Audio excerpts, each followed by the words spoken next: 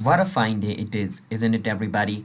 To watch a tutorial video and in today's video, I will be showing you guys how you guys can reset the password of your Standard Chartered's online banking account.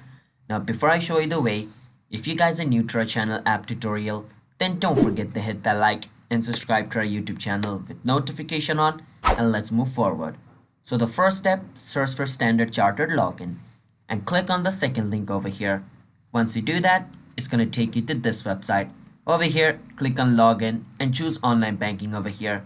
Now once you do that, over here what you want to do is click on forget username/password. Once you do that, click on agree. That means you agree to its terms and service. Click on submit, and over here you need to enter your login ID or your relationship number. After you enter that, just enter your security code. Your security code is just going to be this. So just enter whichever thing you see right above the security code. So for me, it's BD capital L capital D J. Click on submit. And it's going to be a 5-step process. At the end, it's going to take you to the password reset page where you guys can enter a new password. So that's how you guys can reset your password in Standard Chartered. Don't forget to hit that like and subscribe, and bye-bye.